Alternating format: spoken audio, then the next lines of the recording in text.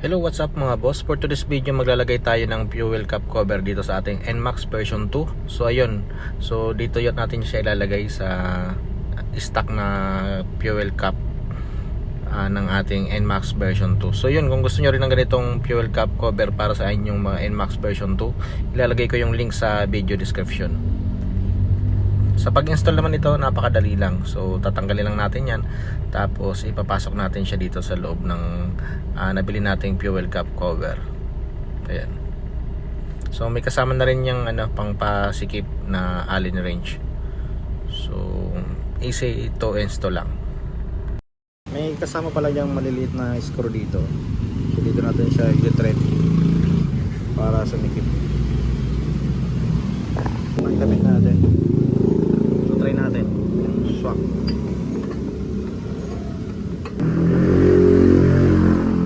Yan, kailangan ganyan. So ayun, swak na swak yung ating nabiling fuel cap cover sa ating NMAX version 2. So ngayon naman maglalagay tayo ng potboard matting dito sa ating NMAX version 2. So ito rin ang napili nating kulay ng ating matting. So papalitan na natin itong luma natin dahil pangit na siya tingnan.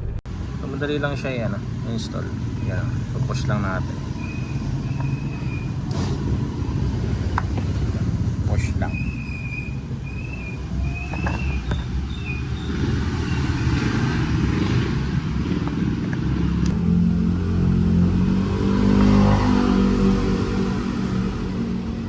Simin dito sa taas.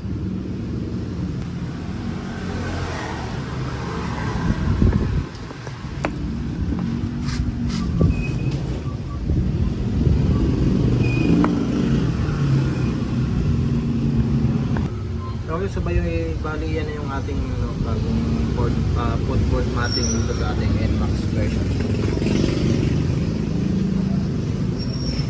So yan yung pinalabasan ng paglagay natin ang potboard.